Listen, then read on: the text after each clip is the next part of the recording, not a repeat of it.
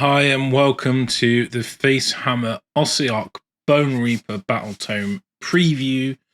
It's been hotly anticipated by many people out there who've been waiting for the update since Age of Sigmar 3 fundamentally broke the Relentless Discipline mechanic, and people have been, fingers crossed, waiting for this day. So this show is going up on pre-order day, so if you want to support us, you can pre-order through Element. Links below. There's other ways to support us. Just a quick note on this show. Normally, we show pictures of the books and we go through and we talk through everything. I don't have a book to do that with you. I have a PDF, which I'm not allowed to share with you. So rather than me just talking at you, what I wanted to do was create some slides with some bullet points and some little snippets and updates. And that does mean that you won't see pictures of the book because I don't have one. But it will give you everything you need to know. I'm quite experienced with Ossiarch Bonereapers. It's been one of my main factions, so I know the army quite well. I want to talk through my thoughts about them, talk about all the match play rules. It's a little bit different to our normal book reviews. Now, people who have been following the channel probably wondering, where's the Khorne review? Where's the Slaanesh review? Simply, I didn't get those books, and I haven't had time to create an asset suite, and I've been kind of scratching my head on how to do those reviews. Now, I have got those Battletomes now in hand as they're on general release. So I thought this week, I've got some time, I could record those shows and put them out. But actually, it's already in the wild. People have already been digesting it. And I thought, well, actually, let's do one that won't be out there and is something I'm more passionate about, which is the Ossiarch Bonereapers. Now, I am aware that today is also the Soulblight Gravelord drop. It's a double drop. Of course, they love doing that to us. I don't have the time to do both. So I can't make the assets like I'm going to make in this show to talk through the Ossiarch Bonereapers. Bonereapers are a little bit more contained. There's a little less, fewer war scrolls to talk about. There's fewer things to go through. And creating these kind of slides for everything in the Soulblight book would take too long. I will do a review. I'll probably wait for the book to be on release and do it in the old format and give you my thoughts kind of after the fact. So that's it, basically. So without further ado, I will get into the show. So we're going to go through the Battletome. I'll give you my thoughts. So I do have the Battletome up on a screen, but I can't show it to you. So, you know, you'll have to just put up with me, I'm afraid, talking at you and some of my pictures. So the new Battletome cover is quite nice. You've got Catacross standing proud rather than the old cover, which was still nice, but, you know, this one. So, but yeah, so you actually get a new cover, unlike the Soulblight Gravelord book, although I do love that cover, so I'm not too bothered about that. And Catacross is really standing out as one of the best choices in the book now, so when I get to him, I'll explain why. But yeah, nice to see a new cover, a new limited edition. I'll probably get the special edition because I've got the previous special edition I've just shown, so now my favourite faction. So let's get into the Allegiance abilities. So still immune to Battle Shock. They just don't take Battle Shock. They've always got a 6-up ward. They've taken away all the stuff of, oh, have you got a hero within blah, Hekatos, all that stuff. It's all gone. It's just a 6-up ward. The Nadrite weapons has changed. Now, this is just flat throughout the whole army. If you roll a 6 to hit, you get 2 hits. So exploding on a 6 against in the whole army, which is great because now that affects other weapons, like your special weapons. And you'll see as we get into the book that the Mortek Guard have kind of fallen to the wayside a little bit, and actually the more elite choices are kind of more a sexier in this army. So which is a good thing, unless you don't like building stalkers, because honestly they're awful. One of the biggest changes, Relentless Discipline points are gone. So they don't exist anymore. They are just command points. Now, you gain additional command points depending on how many units you have in your army. So if you have 3 or more units, you get 1. If you have 5 or more units, you get 2. And if you've got 7 or more units, you get 3. Now, these are cumulative. So if you have 7 units, you're going to have 6 Relentless Discipline because you get +1, +2, +3. If you've got 5 units, you can have 3. And if you're going to have 3 units, then you'll have 1. If you don't have that, you won't have any. Obviously, you still get your normal command points. Now, these are generated when you receive your starting command points. So that's at the start of the battle round. So that's when that's a key thing. So that does kind of give you a little bit of a issue with OBR being an elite army. Are you going to have that many units in the clutch turns when you need it? And so as a resource, it does start to become more and more precious as the game goes on. There are some things in the book which mitigate this. Arcane Command's gone, so you can't generate points through that, which is a shame because that would have been a really good thing to have. The generic artifact where you can generate command points on a roll is a decent add. I think that might be a command trait, which you won't take it because the traits in here are so good. Cool. So that's your allegiance abilities. So we've got the Ossiarch commands. Now these are essentially command abilities. Okay. Now, they do have the benefit that you can use the same command ability more than once in the same phase. You still cannot receive or issue more than one. You can now use the generic command abilities like redeploy, all-out defense, etc. But you can't do them multiple times because they're not Ossiarch commands.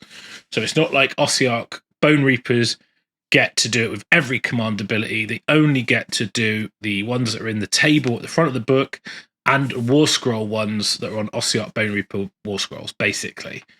So they've kind of just made them like command abilities. Now, I feel like this should have just been done from day one with an FAQ as soon as AOS 3 dropped, because honestly, it would have been so simple. It would have worked. There wouldn't have been any issue with it. And we could have just been playing with Ossiarch Bonereapers, hassle-free without worrying about White Dwarf updates and weird FAQ updates to try and fix them. They could have just said, yeah, you can use RDP to do command abilities, but you can't do the normal ones more than once. And that would have been done, fine, end of. And that's where we ended up. So, all those months of pain of trying to play Age of Sigmar with Bonereapers has kind of fallen to the wayside now. So there we go. We can now redeploy. So your opponent will have to wait for you to make a decision. Like everything else in Age of Sigmar, wait for someone else to make a decision, run out of time, talk it out, and then just make up what happens. I'm just kidding. So what abilities do they have? They have Reform Ranks, which is basically Retreat and Charge. Unstoppable Advance, which is the 3-inch move, which they've been able to do from day one. Reknit Construct, this was in the White Dwarf. It has changed, and now it's at the end of the movement phase. So what's really good about that is you can actually move out of combat and then heal in the same turn. So you can retreat and then heal. Now, there is, I believe there are ways you can't retreat and charge as well, because that's done in the movement phase. So it's both the same phase. You can't receive the more than one command ability, but I could, for example, reknit 3 separate units to get D3 wounds or a model back. Now, you can use this on basically any Ossiarch Bonereaper unit, which is great because you can use that on, as long as you're 3 inches away from all enemies. So you can use it on your heroes. You can use it on. There's no cap. It doesn't say the only person who can't use it is Nagash because he's not an Ossiarch Bonereaper technically. So then we've got Counter Strike, which is good because it's in the enemy charge phase. So what's good about this is that you can get a combat buff, and that doesn't take away from the other buffs you can do with Relentless Discipline. I shouldn't call it that really, with command points, because they're in a different phase. And Counter Strike is not just a computer game, but also an ability. So once an enemy unit has finished a charge, you basically can issue that to an Ossiarch Bonereaper that's within 3 inches of an enemy unit that made a charge, and it's more than free from all other enemy units. So if you're already engaged, you can't do it. If you've just been charged, basically, you can do it. And you get +1 to wound rolls, which is solid. That's really good. Then you've got Impenetrable Ranks. So you can use when you're picked as a target of an attack. So this is shooting phase and combat phase. And it's +1 to ward rolls, but only for the Deathless Warrior's battle trait. So if you have something that gives you a 5-up ward, like Nagash, which we'll get onto, then you would still only have a 5-up because it only adds it to the Deathless Warrior's battle trait. It doesn't add it to generic ward saves. So if you took a artifact gives you a ward save, it doesn't benefit on that. So basically it's a 5-up. Still really good, particularly if you know you're going to get hit with something that does mortal wounds on 6 to hit or something like that. So yeah, it's pretty good. It's still an attack though, so it wouldn't really help you against a spell because you can't say, oh, I want a 5-up ward against that spell because that's not an attack. So it's only going to be shooting and melee, basically. But there's loads of stuff in the game that does mortal wounds on an X to hit or whatever, or to wound. So it's still useful. Obviously, again, you can't use it against like impact hits and things like that. So it's a bit restricted. You've also got all-out defense you can run, and you've got shield wall and other things. So, and then if you're using this in the combat phase, you're not going to be doing offensive combat buffs because you've already received a command. So you can't then do another one. So yeah, it's interesting, but I think it's okay. You know, it's going to be useful. So Bludgeon, which was the old Petrifix Elite one. Now the Legions don't have these abilities. They don't have artifacts. They just have one rule. Petrifix is still great when I get to it, but anyway, Bludgeon is now. So start the combat phase. Unit that receives it must be a Bonereaper unit. Improve the rend. It's interesting. It's the start of the combat phase, not when you attack.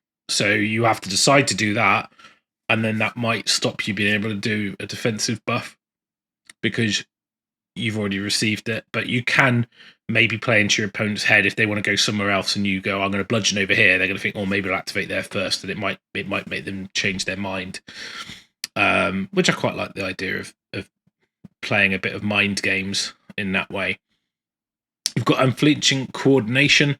So use this in the combat phase after a friendly Ossiarch hero is fought. Then you can issue it to another Bonereaper unit that's within 3 of an enemy that is wholly within 12 of that hero that hasn't fought, and then they can immediately fight. And you can't then do it to another hero. They do it to another hero. They do it to another unit. If you got Cascade, honestly, it's pretty rubbish because you're not really going to be using this when you want to be getting +1 attack or bludgeon or a defensive buff, and then honestly, like just a hero fighting first, you're going to activate the hero first. You're just going to activate the unit and give them an offensive buff. I don't see it that useful, to be honest. Unless you know you're going to kill something without the buff, then it might be useful, but I don't know. I just don't see it. But anyway, there's that. It's there, so you can do it.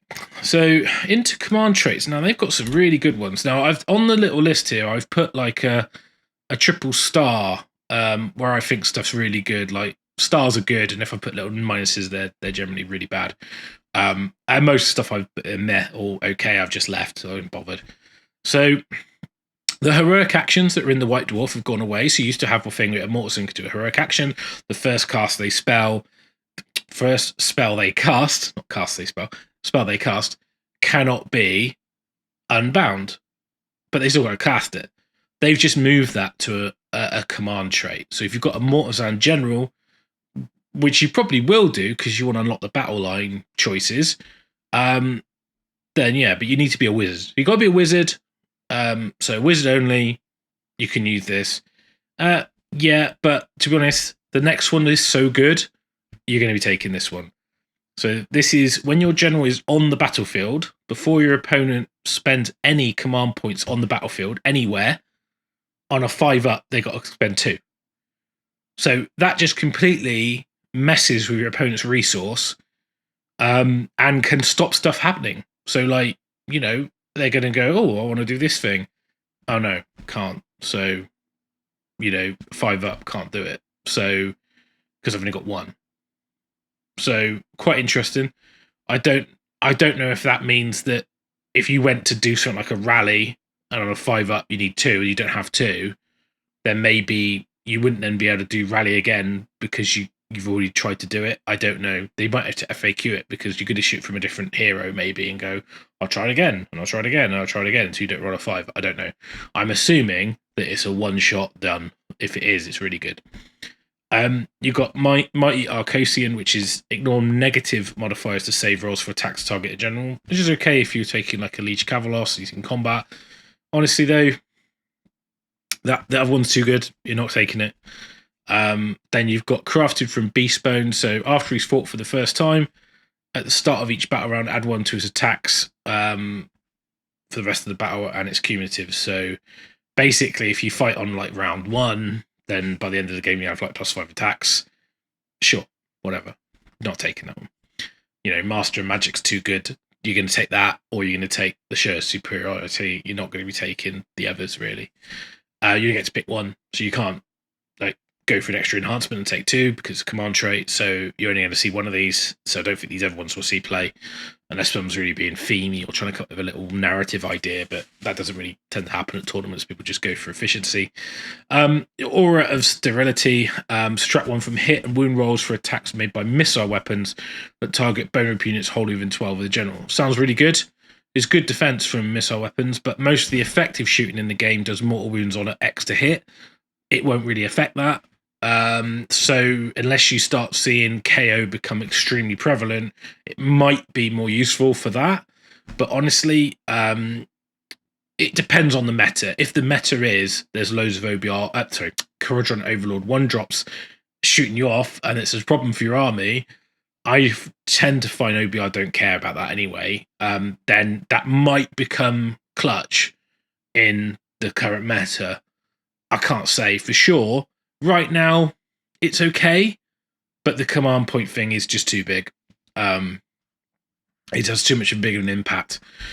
You might take that one. You might do. And then you've got Diversionary Tactics.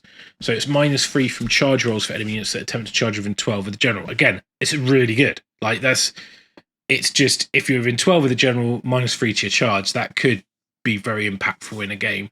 Obviously, people can mitigate that with moving closer, rerolling charges, things like that. I mean, obviously now you could redeploy with OBR. Maybe it's more useful. I don't know. I still don't think you're going to be taking the Show of Superiority. Just affects everyone, every game, all the time. Whereas the other ones are like, if you're doing this, if they've got missile weapons, if they're going to try and charge you near your general, all that kind of stuff. So it only really matters in certain situations. It might be frequent situations, but you know, I still think the Show of Superiority is probably the best one. FAQ pending. Then we've got some artifacts. So the artifacts, you've got the normal ones for the heroes. So you've got Load of Saturation, gives you +1 ward. Again, this is the kind of thing that would stack with the command because it's +1, and another +1 should be +2. It doesn't give you a ward save of 5 up, so that is quite a distinct thing. I still don't think you'll run that, to be honest. You've got Marrow Pact. Once you've fought, you can heal a number of wounds allocated to the bearer equal to the number of wounds and mortal wounds caused by your attacks.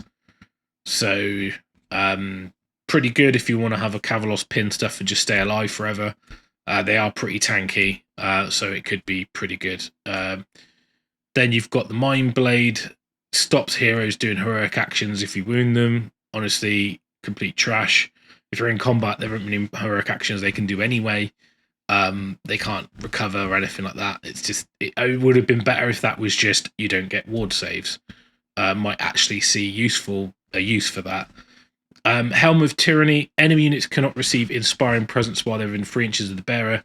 In addition, if an enemy unit fails a battle shot within 3 inches, D3 models flee. Pretty good. I mean, stopping people using Inspire is good, particularly with the prevalence of gits and things like that. So it's a decent one. I'd wish it was just commands. That would be really good. Unfortunately, the Helm of the Ordained's gone, which was the bubble +1 to hit. That was really strong. And that's gone, so a bit disappointed with these. The artifacts are pretty lackluster.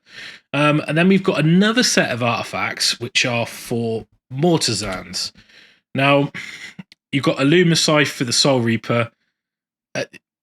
Whatever. It means you're -1 to hit and wound if you target him if you're in 3, but only against him. and the Soul Reaper is trash still. Amazing model, but still awful in the game. So you're not going to take him. Your hero slots are at a premium. He's the same points as some of the more heroes that actually do stuff for your army. So you're not going to take him, and his spell's not even that good. So yeah, you're not going to run him. Then you've got the Artisan Key, which is a Bone Shaper only, which is the heal dude, basically. And basically, on a free up, you can pick 2 units or the same unit to be affected twice. There's heal ability. The healing in the book's got a little bit of a buff in that you can bring back Stalkers and a Mortec Guard. Mortis Guard, I should call them. They used to be called a Mortec. So that is actually really good. Bones of the Abyss, which is a Soul Mason only. Every time you cast a spell, you get to add +1 attack to the bearer's claws. I just wish they would just stop worrying about his claws on his throne. I mean, at the moment, in the current handbook, it just hampers him because he counts as being mounted, so he doesn't count as a Galatian champion, and all this rubbish with, like, oh, get an extra attack on his claws. It's like, I just don't want a claw attack. I don't want to be mounted. If a slan on a chair isn't a mount, I don't want my guy sat on a chair with legs being a mount. He's not fighting. He's never going to be in combat. I don't want him in combat. What is this trash? Why would you take this? Then you've got the Gothazar Cartouche. Used to be a good choice. Still is a good choice. I think the reason I've given it 3 stars is because the other artifacts are this bad that maybe you're probably just going to take this one. It's only for the new hero, which is the Ossiarch, but the Ossiarch is actually a decent hero, so you're probably going to take one. And he also unlocks your battle line. And he is a Galatian champion because he's not mounted, so you're not got a chair. Add 1 to wound rolls for attacks made by melee weapons. Very friendly Bonereaper units wholly within 9 of the bearer. So an AoE buff is quite a short range, but it is a good little thing. Obviously, because it's 9 inches, it stops you being able to... Well, you can kind of do it. You could use Tunnel Master, obviously in the current handbook, but if you're watching this when the handbook's changed 5 times, then it ain't going to matter. But yeah, you could do that. Keep unit within 9. They get an extra +1 to wound. Sure. It's okay. Yeah, it's compared to the others, it's good. The Artisan Key is decent if you build a list around it. It's probably going to be more. It's probably the other way around. That's probably the one you'll see more often. Bone Shapers definitely, I think, will be in most lists, depending on what you're trying to do with the army. Spells then. So the spell law's always been strong. I've always liked the spell law. A couple key things in here. Now, actually, I'll talk about this now because a lot of models now have access to the whole law. So Soul Masons have access to the whole law. Arcan has access to the whole law. Nagash has access to the whole law. And Vokmortian has access to the whole law. So there's like quite a few characters that can know all the spells. Okay. Now, Empower Nadrite Weapons is great. It's exposed on a 5 rather than a 6. That's just fantastic, especially as that now affects every weapon in the army. So you're going to have this because there's nothing in there saying it doesn't. It just says Ossiarch Bonereaper units that attack with a melee weapon. So yeah, I mean, there we go. Then we've got Protection and Nagash. Now this has been changed. It only works off of melee, so you cannot do stuff like fire an endless spell for yourself to teleport Nagash and all that stuff. That's all gone. It's still okay, but obviously you're going to take a full round of melee attacks. It's quite useful if you think that you're tanky enough, they're going to take several goes at trying to kill you. Like if you're playing Nagash or Arcan, maybe it's a great get out of jail where they countercharge you, but they need to charge you with either one thing that can do in a 1 hit, which is unlikely, or a couple activations, but they're not going to get to do that because when they do 1 wound, you're going to Foxtrot Oscar and get out of there. So it's situational. It's good, but it is actually probably what it was designed for in the first place and not used as an offensive weapon to teleport around the table and try and get charges on turn 1 and be able to move afterwards as well. So it's, yeah, it's there. It's okay. Reinforce Constructs is a 5-up ward against mortal wounds. Oh, sorry, 4-up ward against mortal wounds. So I've put 5 plus actually 4-up, which is actually pretty good. Again, like there's a lot of stuff that does a lot of mortals. So if you're playing, you know you're going to take a Stonehorn charge on your Mortec Guard or something like that, then you could just plonk that on Again, you can't buff that with the +1 to wards ability because it's not a ward. It's not the Deathless Warriors trait, so it doesn't work. Still good though. And it's 18-inch range. 5 to cast. Most of the spells are on 6s or 5s, which is decent. Drain Vitality. Pick enemy unit within range and visible. And then they're -1 to hit. And -1 from save rolls until the next hero phase. Decent, because not only does it affect them when you hit them, but also when they hit you. So that's quite a nice spell. It's always been one of my favourite Bonereaper spells. That's why I've kind of pinged it there to say it's decent. Then Mortal Contract. It's a bit of a situational one, but if you get it off early game on a key unit, over the game it adds up. So it's the end of the day, it's like on a free up, they take D3 mortal wounds at the end of every phase when they do damage.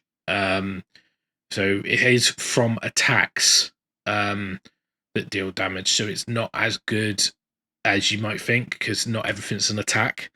So a spell isn't an attack. Impact hits are not an attack. But if they're shooting you and they're fighting you, then it's quite good. It's good on stuff like Marathi, because it just keeps her honest, because she's always going to be taking damage if she's fighting stuff. And if she shoots as well, I mean, no, she gets capped at 3 wounds a turn, but it really does hurt them when they're doing it in their turn and you're doing it in your turn. Whereas she's quite good when she go in and kill something without any retaliation, and then you're spending your turns trying to do the damage. But if they're going to take those D3 mortals in their turn, then actually it kind of starts to limit the effectiveness of her. As soon as she gets down to 3 wounds, then suddenly anything she does is a risk. And you got Soul Release, which is a really weird spell. It's on a 5, and until your next hero phase, enemy reserve units and enemy summoned units cannot be set up within 12 of the caster. And you can't do it from through portals, because it says it must be checked from the caster, even an ability allows you to measure it from elsewhere. So I don't know, it sounds cool, but honestly, I don't see you using a cast for this. It's too situational. You're going to be putting a Mystic Shield on instead or something like that. It might be clutch when you're well, I just don't want you to be able to charge Nagash with a summoned unit or something. Then you might be, I'll cast it from Nagash. There's no way you can plonk a unit and charge me because you're not within 12. You can't declare a charge if you're not within 12, so you can't do it. So it could be good. It's one of those spells that you're going to cast, and you probably get to a point in the turn when you said, oh, I wish I had cast that spell. I just forgot I had it, because it's going to be that infrequent. It's a nice tool. I wouldn't be putting it on a hero or building a strategy around it, but it's a nice tool to have. A bit like protection as well. So if you've got Nagash, putting that up, putting protection up, putting Mystic Shield up, it's kind of basic stuff you're going to be doing. I mean, obviously it takes away from the Arcane Bolt stacking, but honestly, that's fine. I actually think that might have been gone now. But anyway, who knows? So we'll get to that. When I get to Nagash, I'll check that. I can't remember. So there's your spells. So what else we got? Legions. Okay, legions, fun times. So the legions have changed significantly. You basically you pick one for your army. You have to. You don't have a choice not to.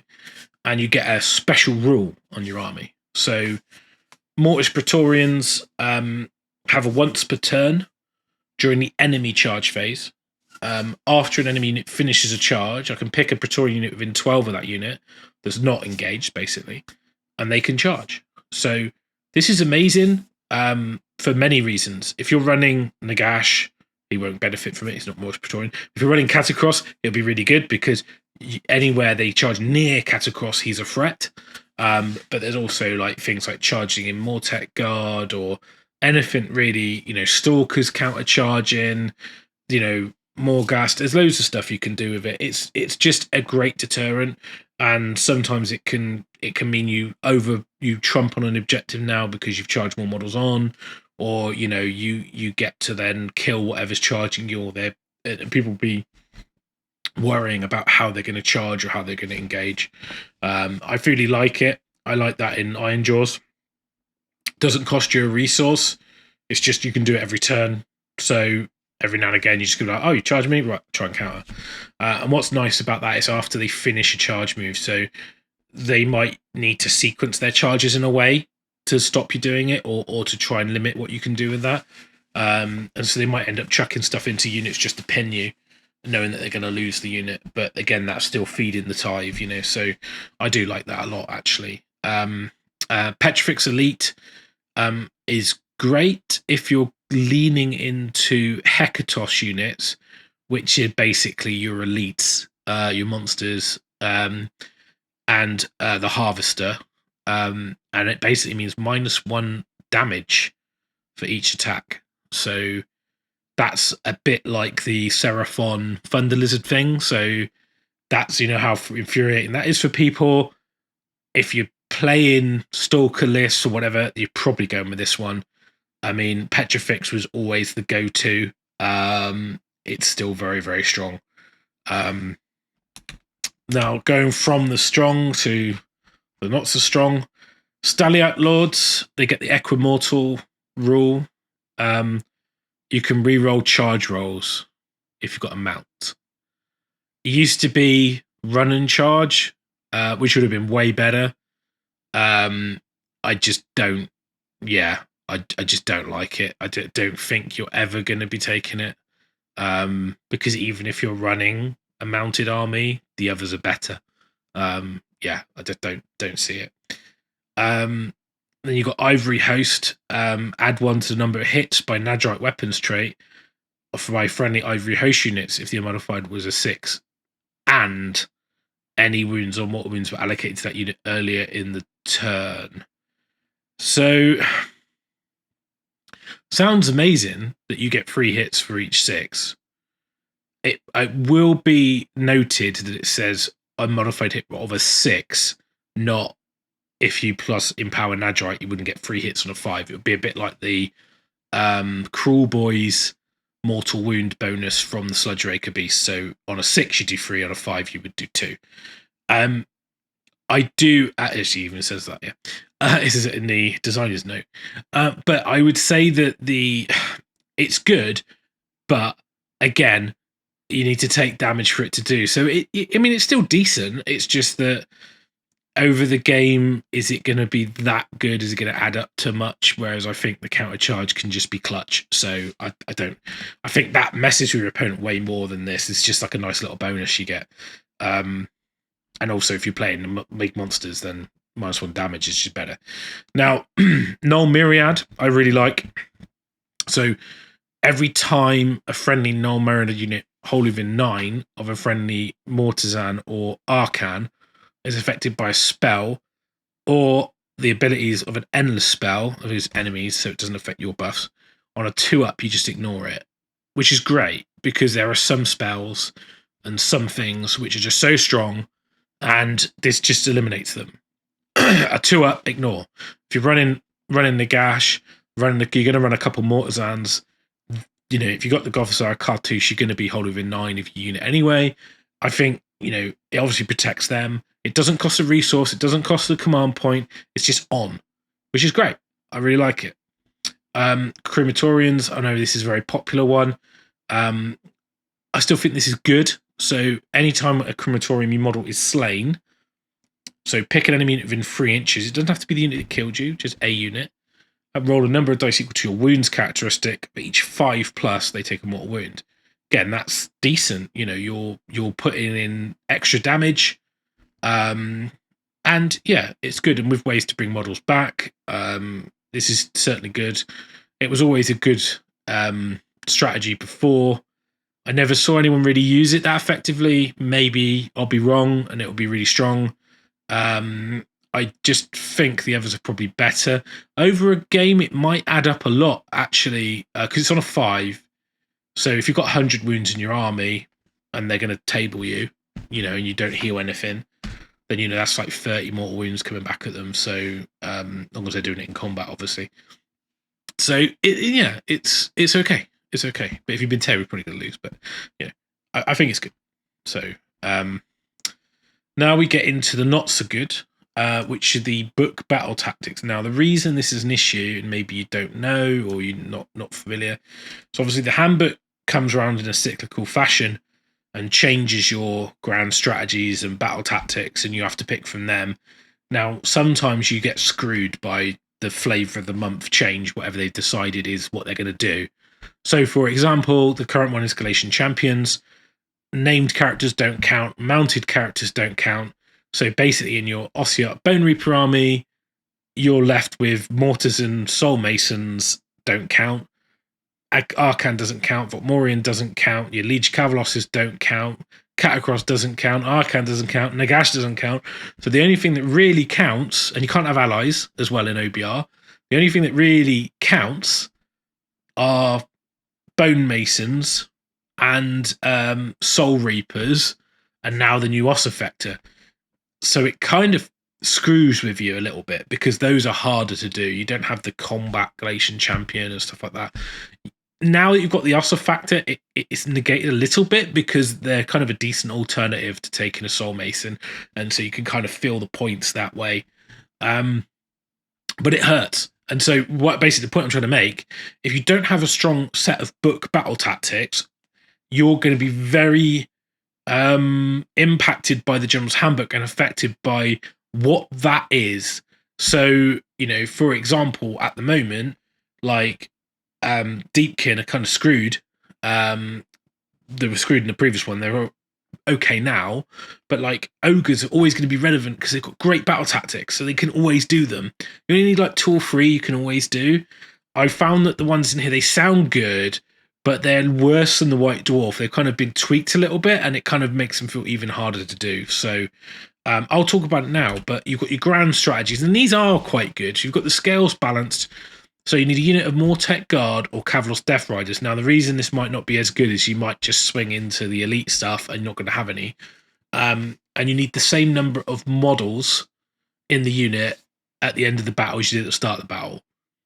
With ways to heal, with the fact that you could have 10 Mortec, your objective scorers or whatever. Your opponent has to go deal with them. It's a grand strategy you might pick. You've got the textbook conquest. When the battle ends, you need to control all the objectives on the battlefield. I don't know what happens if there are no objectives on the battlefield. Like, for example, they've all been removed or burnt or whatever. I don't know. But obviously, you're playing objectives, but the army is slow. Being everywhere all at once isn't always possible. If you're losing the game, then you're probably not going to do this. If you're winning the game, you probably don't need to do this. So I don't think it's a good one, but it's there. Then you've got creation and termination. You need more Mortisans than enemy heroes on the battlefield. It's not awful, especially if you take lots of Mortisans, but again, it's difficult. You may not be able to do it. And then you've got the Pride of Ossia. So battle ends, complete this grand strategy if you complete at least 4 battle tactics, and every battle tactic was from the Flawless Executionist. By the nature of the battle tactics being bad, this is now bad. So let's talk about it, about those battle tactics. What we got?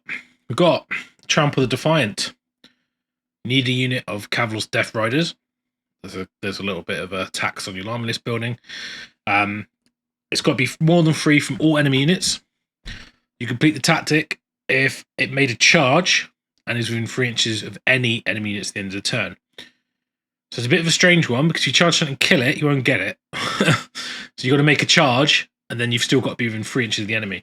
Now, there are some ways you can do it, where you tag something that you're not going to die and you kill whatever else. But it's, you've got to make the charge, and sometimes it's, I mean, now you can reroll charges, which is good. But it's one of those, it does rely on dice. It does rely on a little bit of things going your way. So not necessarily, you know, it's okay. It's not a bad one. It was in the White Dwarf update. It's the same. You've got the Sculptor's Entourage. You need a friendly unit of Immortis Guard. So again, that's a list tax because you might not want to take those. They're okay now. They've been buffed a bit, so they're quite good. And a friendly Mortisan. And you need to be contesting an objective wholly outside your territory. And you don't need to control the objective. You just need to be contesting it. But it does have to be wholly outside your territory, which, again, some missions just don't have them, or it's very hard to get there. So I would say that it's not it could be very easy, it could be very difficult. It's one of those ones that submissions will be like, yeah, I can do that one. I take those 2 units. So, but if you're trying to get the battle tactics, and to be honest, that's how you win Age of Sigmar. You stand on circles and get battle tactics. So if you're taking Mortisan and Immortis Guard and Kavalos Death Riders, that's 3 units you've already have to take. And unfortunately, it's already about 600 points in your army. So one of those things. Remorseless Bombardment. Pick an enemy unit on the battlefield, and you can pick its tactic if it's destroyed by attacks made by Mortek crawler units. Now, that's not necessarily gonna happen. Like, it's dice, and yeah, you might get a point where there's a unit with 1 wound left, and you're just attacking it. Sure, but it's not. You're still rolling dice, so it's not good from a point of view where you're like, oh, I really, that's fine, I can do that one. It's like, might do it, but I might need to shoot someone I don't really want to shoot just to get a battle tactic. So, and if you're shooting something that you do want to kill that's hard to kill, you probably won't. It's probably a 50-50 coin flip, and costing you 2, victory points is going to be too much. You've got the Tithe Demands. Pick an enemy hero or monster. You complete this if it's destroyed by an attack made by a harvester. Again, you've got to take a harvester. So if you're trying to get all these battle attacks, you've got to take a Death Rider unit, you've got to take an Immortis Guard unit, you've got to take a crawler, and you've got to take a harvester. So you've already, that's like almost your whole army now you've picked from your battle tactics. And most people want to probably have 2 of them because they want to have some contingency. That's your 2,000 point list. Like 2 harvesters, 2 crawlers, 2 units of Mortis Guard, 2 Mortis and a unit of Stalkers is probably 2,000 points. So yeah, it's again not brilliant, and the Harvester's not that good anymore in combat. It's not a monster. It doesn't have mortal wounds on the hit roll. It doesn't have the reroll to hit with the scythes. It's lost a lot. It's gone up in points though, like most of the other stuff in the book. Then you've got the Edge of Obliteration. You need 2 or more Stalker units wholly within enemy territory and more than 9 from all enemies at the end of the turn. You don't want to be away from the enemies. You want to be fighting them. They're combat units. So again, not good. And you've got to have 2 units, and you've got to be wholly within their territory. That might be a tiny little territory box. It's not a good battle tactic. Then you've got Unfeeling Recursion. If there are 3 or more Ossiarch Bonereaper units that had models returned to them in this turn using the Reknit Construct command ability and did not have any models slain in this turn. So you need 3 units of basically Mortek Guard that all don't fight and just heal, and they can't take any casualties that turn. So you can't charge off afterwards and try and kill something, because if you lose 1 model, fail your battle tactic. So again, you've got to have, because you can't return models with Reknit constructs in the other units. You can only do it in Mortek and Cavalry, and Cavalry's only going to work on a 5 or a 6 because they're 3 wound models. And if you've got a wounded model, you can't, because you just heal the wounds. You can't bring a model back. It's not a good battle tactic. So again, not good battle tactics. And you're almost like, I don't want to take a Harvester. I don't want to take a Crawler. Yeah, I'm going to take Stalkers, but that's not a good one. I don't want to take a Mortis Guard. I certainly don't want my Mortis Guard and my Mortisan having to run up the table. And I might take a unit of Cavalry, but that's dicey. So they're not good. They're not good. It's a shame. It's a real shame, because I think a lot of a book's power comes from these battle tactics. Like Kharadron Overlord's got some really easy ones. That's why they do so well, because you don't need to interact with your opponent to get them, and they're easy. The Daughters of Cain had a load of bonus points. They got changed, and they got the Tithe Demands used to be just killing an enemy unit, and then if you did it with a Harvester, you got a bonus point. Now you got to do it with a Harvester. It's like, yeah, they're not awful, but again, it's situational. It's a combat. It does have a shooting attack, but it's not very good. In the age of everything's got save stacking, it's not a good thing to try and achieve any of this stuff. So they have got one other thing before I get into the War Scrolls. which is a Ossiarch cohort. Now, I can't show you a picture of this, but it's a commander or leader, up to 2 sub-commanders with wounds characteristic of 10 or less. It's basically anything in the army, apart from Arcan, Nagash, and Catacross. Then it's up to 5 units of troops, which is a unit that's not a leader, artillery, or behemoth. Up to 2 artillery. And up to 2 behemoths that are not leaders. Now, behemoths it's interesting because the Harvester doesn't have the behemoth pitch battle profile, but I've just checked as I use a picture of a Harvester, and it does have the monster keyword, which I thought it didn't because it's no longer a behemoth in the pitch battle profiles. So it's probably a misprint, or it'll be FAQ'd, but I imagine they probably still are monsters and they probably still are behemoths. Otherwise, this formation makes no sense. But anyway, it's a 1-drop. If they count, it's good because you get around that restriction of one Harvester or 1 Crawler, but you can still be a 1-drop, 5 units, cut across, 2 heroes. We're all good. And the only caveat of the cohort is every unit has to be set up within 6 inches of 2 or more units in the same battalion. It's so easy to do that. You're not going to worry about that. You'll probably even forget and then measure and you'll be fine, so it's not one of those things.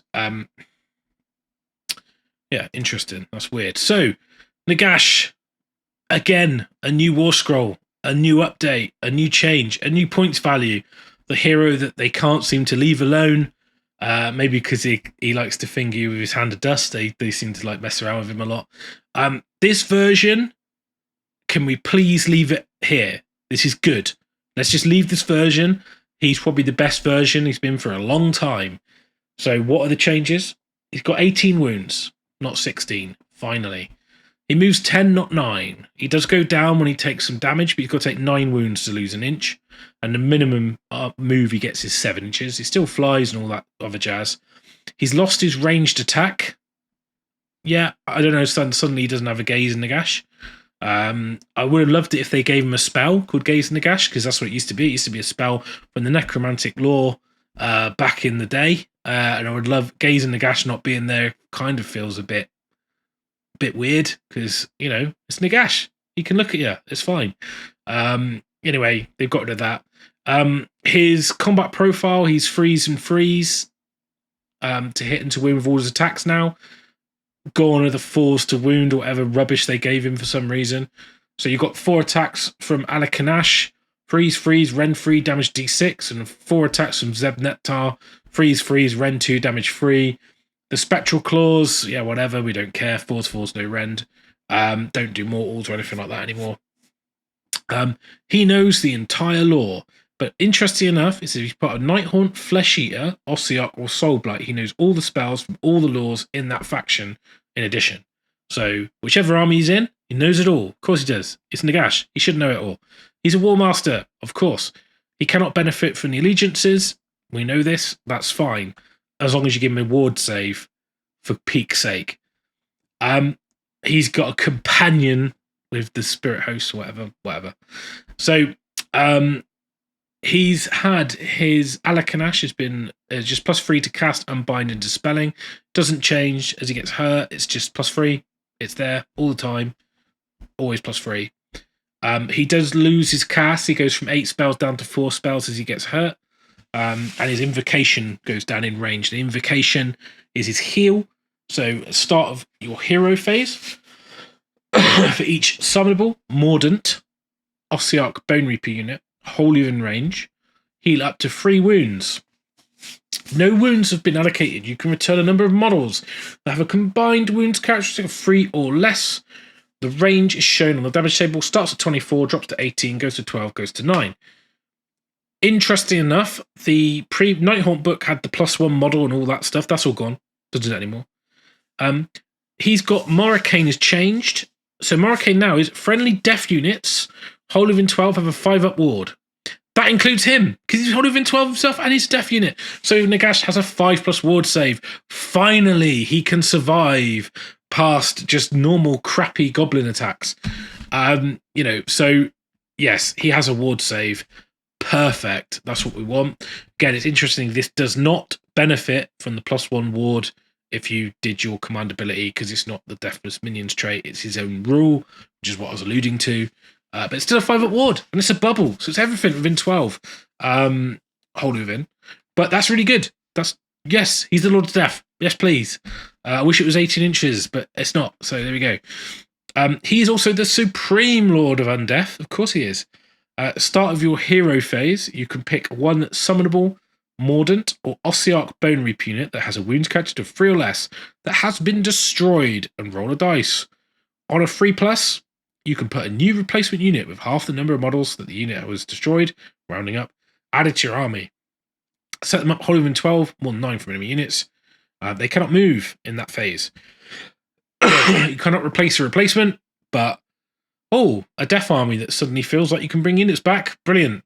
So yes, he can bring back an entire unit of Mortek Guard or cavalry. Perfect. That's what we want. And if you're in your other armies, you can do it too. And if you're in Flesh Eaters, you can bring a unit back, but not the good stuff, because they've got more than 3 wounds. Still great. I mean, actually putting on a unit of Mortek Guard again, add 40, you killed them eventually. I'll put 20 back on. Perfect. Or if you can get 40 in the gash, I don't know. He's so expensive. He can cast 8 spells. Actually, he drops, I mentioned that already. Hand of Dust is the same. Soul Stealer has been reworked. So, Soul Stealer now is on a 7, range of 24. And rather than rolling bravery tests or anything like that, they just take D3 mortal wounds. If you're on a 9 or more to cast it, they take D6 mortal wounds, and you can heal 1 wound for every wound you allocate that's not negated. So D3 or D6 mortals, and you get to heal for the damage you do. Very good, very reliable, especially when you're at +3 to cast. I mean, like, you're going to roll on the 6, and you're doing D6 mortal wounds. Long range as well. Heals him. That's great. He's 965 points. He might actually be worth it now. Really good. Obviously, he cannot use the Ossiarch Bonereaper commands because he's not an Ossiarch Bonereaper, but he can spend command points and he can use the command abilities from the core rules. So you can finally all-out defense with Nagash in an Ossiarch Bonereaper army, or reroll his charge, or redeploy him. Brilliant. Protection in Nagash is great. That works on him as well. So, Nagash protects himself. Who knew? So, yes, very good. Nice changes.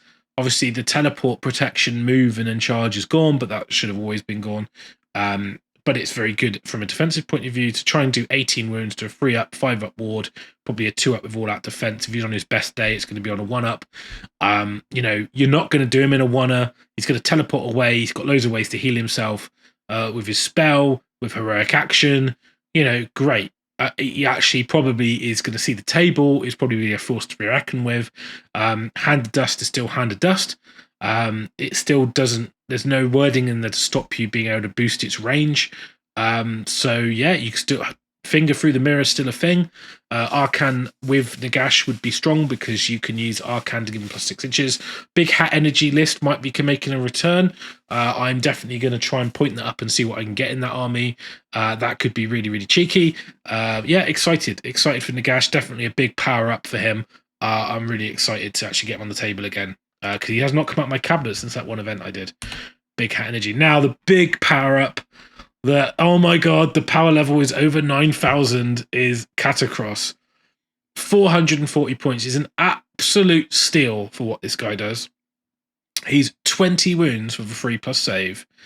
One of the biggest things, they've got rid of all the stuff of how many wounds, what entourage member isn't there anymore and all that crap. Now he just gets all the rules they give him all the time. His attacks do go down. Depending, but if he's fighting a hero, he fights at the bottom profile, which is good because then you get 4 attacks with his Indicat and 4 attacks with the Shield and Mortis, because he basically says, I've got this one, boys, I'm having this. But if it's not a hero, he's not interested. He's like, yeah, whatever, you fight him. Obviously they're Nadrite weapons, so they will explode because they're just in the Ossiarch Bonereaper army. So again, he's pretty spanky in combat. Freeze and freeze across the board. Ren 3 damage 3 on Indicat and Ren 2 damage 2 on the shield, which is, you know, when you've got 8 attacks, freeze and freeze with high rend with those damages, you got, and he's a Bone Reaper, so you know, +1 attack, or you can empower his Nadrite weapons, and you can, you know, you can use endless duty. You've got all this stuff you can do, bludgeon, whatever. So really solid. He's a War Master, obviously, so counts as a general in addition. He's the retinue, although they're counted as companions, they still count for the Nadrite weapons trait, which is why it's there. You've got once per turn, issue a command ability to a friendly Ossiarch Bonereaper unit anywhere on the battlefield without spending a command point. Basically means you're going to be putting up your aura for free every turn, because that's what you're going to do in that. You've got the Scroll Bearer, start your hero phase, pick an enemy unit, -1 to hit rolls for attacks made by that unit. No roll, just does it. And they target Bone Reapers. So flat, -1. We're going to be -1 this turn. Fine. Spy Master, once per turn, roll a dice when your opponent receives a command point on a 5-up. They don't get it. Cool. Yeah, why not? Combine that with the other command trait, you're going to be really messing up with their command points. You got the do nothing. This one's mine. That's when he fights it is against a hero. If he's within 3 inches of a hero, he just uses his bottom profile, which means he'll be spanking, even if he's not hurt. I like the imagery of that. As he gets hurt, he gets more desperate, but he tries to stay away from the front line if he can. Then we've got the Mortarch of the Necropolis. So in your hero phase, pick up to 3 different Ossiarch Bonereaper units holding in 24. And you can heal 3 wounds to them, or return models up to wounds characteristic of 3 or more, which has always been the same. But there is a little bit in here that's different. So if it's a Mortis Guard or Necropolis Stalkers on a 3+, bring a model back. And these guys have got 5 wounds each now, so pretty tanky. They also count as more models and objectives, but also you can bring them back. And the Mortis Guard can actually protect him, so you can take damage on them instead of taking it on him. Yes, you don't get a ward save, but what's really cool about that is that then he can bring them back. So you're going, oh, I'm going to take some Mortis Guard, they're going to die, they're going to come back. It's like Chumbawamba, get knocked down, get back up again. Great. And of course you can rally as well. Why not? You can rally now. Yay! Death can actually heal better than mortal stuff and goblins, and probably still can't heal better than goblins. But anyway, so awesome. Endless Duty. Command ability. This is +1 attack one. Now the important thing about this one, it's in your hero phase. So, and it lasts until your next hero phase. And because it's an Ossiarch command, you can issue it more than once. So you could power up several units, with +1 attack, and that will last until your next hero phase. That efficiency is great because when you're in combat, you can then power them up with bludgeon or, you know, whatever, so all out defense or shield wall or whatever else you want to do. So in the old days of OBR, people know you could stack your abilities. So you could have shield wall and bludgeon and +1 attack all at the same time. By moving Endless Duty to the hero phase, you've now done that. You've now allowed that to happen. Perfect. And the biggest change, which went away and it's come back again, the Petrifex Elite of old is not dead. You've got the Supreme Lord of the Bonereaper Legion. This does not tie into Mortis Praetorian. So you can pick any Legion and benefit from this, even though he's got the Mortis Praetorian keyword. This ability affects everything. So you can use this if you are more than 3 from enemy units, so you need to not be in combat. He receives it, so that stops him doing else in the hero phase, but that's probably what he's going to be doing anyway. Until the next hero phase, so it lasts, +1 to hit for all Ossiarch Bonereaper units wholly within 24. And +1 to save for all Ossiarch Bonereaper units wholly within 24 of this unit. My god, that is mega. Especially when you combine that with all out defense or Mystic Shield. It affects himself, it affects everything. As long as you've got the Ossiarch Bonereaper keyword, that's clutch. That's awesome. I think Catacross is probably going to be in every single list. If you play Mortis Praetorians as well, he can countercharge. What a boss. I really, really like the changes here. There's a lot of tidying up that's happened. It's bringing back, interesting enough, Nagash cannot bring back Immortus Guard or Stalkers, but Catacross can. And so can my boy, my favourite, the one, the only, Arcan the Black, can also do it. And big news for Arcan. He's got mega buff. He's got a 3+ armor save. He's got 14 wounds. He's a War Master, as he should be, because he's the boy. He's the boy. He does not have a keyword Legion, or he probably should have Null Myriad. So he can benefit from the keywords from the Legions. Not that there's much he can benefit from, but he still can. It's good. He's a movement 16. He's always been fast. You need to drop him. His wounds charts obviously got a lot more favourable because that's something they've been doing monsters. His Staff of Spirits, he gets +2 to cast, unbind, and dispel. Goes down to +1 once he's taken 10 wounds, so it's pretty much always going to be there. His healing in combat's got better. So after he's attacked, and it's not at the end of the phase, it's after all his attacks have been resolved.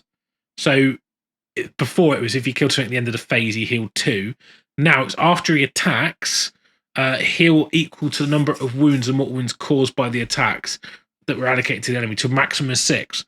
But that's a lot better, because if you do like 5 or 6 wounds, you can heal 5 or 6 wounds. That's fantastic. So you got the first of the Mortarch, so he gets to add 6 inches to the range of Death Wizards. It's not a command ability anymore, it's just on, so great. He's also got the heal, again, same as Catacross. You can bring back a Mortis Guard and Stalkers. Catacross and Arcan, put the two together, it's going to be solid.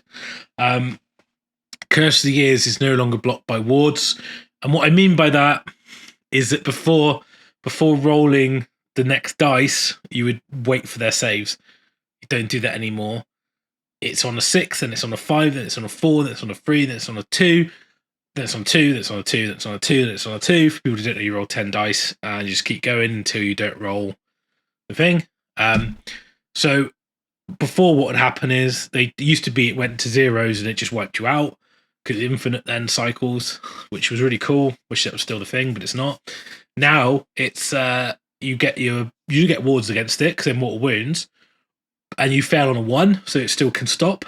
But the point is what used to happen is you roll a couple 6s, they take their wards, so they pass their ward saves, it just stopped because you didn't have any wounds, didn't go through.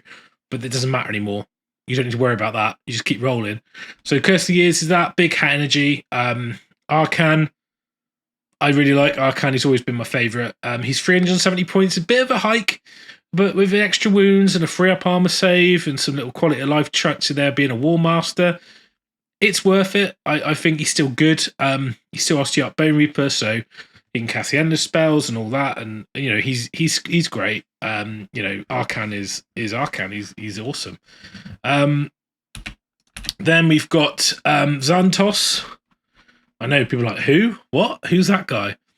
So he's got a power up. He's 200 points. He's a War Master as well. He does have the Mortis Praetorian keyword, but that's not a big of an issue. He gets to issue a command ability for free. That's the same as a normal Kavalos. He hasn't got Endless Duty. He's got Steal Their Breath, which is only Mortis Praetorians, but it's a 12-inch bubble and it's +1 to wound. But you can't use it on Mortec Crawlers anymore, which you used to be able to, which is why I used to take it. But he's got more attacks with his Dark Lance. He's still got the Unstoppable Charge, but that just happens. It's not a command ability. So you just, when you charge, you roll a dice for every 5 up for the modified charge. It's a mortal wound. You can move an extra 3 inches when you pile in. All the cavalry have got that basically. So 5 up mortal wounds on the charge. And yeah, I mean, this is why you might take Stallet Lords if you took a cavalry list, because you can re-roll fish for high rolls to get, because they get, the cavalry units get +1 with the banner, so you might re-roll it to try and get like high numbers to do more mortal wounds. So you might take Stallet Lords if you took a themed army. I know there's some people who will run that. I know Bucklers have got a whole cavalry army, so you might see it. I don't think it's going to be the strongest thing in the book, but yeah, I mean, he's got a power up. He's better than he was. So yeah, he's good. Might see him on the table a bit more. Vok Mortian. He's been improved. I didn't put the power up on there because honestly, I still don't think you'll see him much. He's 140 points. Now, the biggest reason is because he's named. So because he's named, he can't have artifacts. he doesn't have the mortars and keywords, so he doesn't benefit to unlocking your battle line and things like that. He doesn't have shooting attack, which he's always had. He's got 1 pip better armor save. All the wizards went to a 4-up save instead of a 5-up. You've got this -2 bravery bubble if you're within 12, and if the model picked to be enemy general is slain, it's -3 bravery instead of 2. He has got an auto kill spell that's a range of 1 inch. You can't buff that range or measure it from anywhere else. It's okay, and he's got Contract of Nagash, so start the combat phase, pick an enemy unit within 3 inches and roll a dice on a 3-up. Your opponent must spend a command point to pick this unit to be the target of that enemy unit's attack. So he doesn't stop you attacking. You can attack other things, but to stack him, you might not be able to. It could be clutch if, you know, they've only got 1 CP and you've got that command trait and you can stop them spending, and then you've got Catacross has taken away a command point and all this, and you've set it up. He does know the whole lore, which is good, and he has a 2-cast wizard. No bonuses to cast, no bonus to unbind. You can't give him Master of Magic, so he's okay. He's not awful. He's better than he was, but he's still not what I would call decent enough to say that, oh yeah, he's a really good pick. Now we're on to the new hero, the Ossiarch. So he's kind of like a wizard, a 1-cast wizard. Now he's got 3 attacks in combat, you know, damage 2. They're okay, but it's not really what he's about. Now what he's got this buff, which is you in your hero phase pick 1 harvester, crawler, or Morgoth unit that's wholly within 12 of this unit, and then pick 1 of the augmentations to apply into your next phase. The same unit, so you can't have more than 1 augmentation. So if you took 3 Ossiarchs, you can't put 3 on the same unit. They don't stack, you know, nothing like that. So you can't even put the 3 different ones on 1 unit because they've been affected by the rule. So you get 1 of these per unit, and it's wholly within 12. Now his spell is Empower Ossification, which allows you to increase the range to 24 and pick 3 different units to have a refined, you know, an augmentation. Now your choices are basically improve the rend of your melee weapons. The first wound or mortal wound is negated, and then if you roll a hit roll of a 6 with missile weapon, it does 2 hits instead of 1. And he's 120 points, and he is a Mortizan, so he's a pretty good choice. You will see him a lot. I think you'll see at least 1 in a list. I think Morghast Archive list will be a thing. So we'll see how it pans out. And now we're into the Boneshaper. So he's 120 points as well. He's also a Mortizan. 5 wounds, 4-up save, movement 5, all the same. Still got the same combat profile, 3 attacks, 3 from 2 damage. So I like the fact they've all got the same combat profile. It's kind of useful. So he's got the Boneshaper ability. So you pick 1 Bonereaper unit within 6 that is not Immortus Guard, Necropolis Stalker. Heal up to 3 wounds. Or if no wounds have been allocated, you can return a number of models, blah, blah, blah. Again, you can heal heroes with this. And if you have got a unit of Immortus Guard or Stalkers, then you can either heal up to 3 wounds, or if no wounds, on a 3+ return a slain model. So I could see this guy with a double thing, with Arcan, with Catacross. That's 4 heals. You can heal heroes. If you've got a big unit of Immortus Guard, you can then return those models on a 3-up. So they've got 5 wounds each with a 3+ armor save. It's going to be pretty hard to shift them. So we'll see. I mean, it might be that this becomes completely amazing and we see it everywhere. I don't know. His spell's really good. So it's cast on a 5 and a range of 18.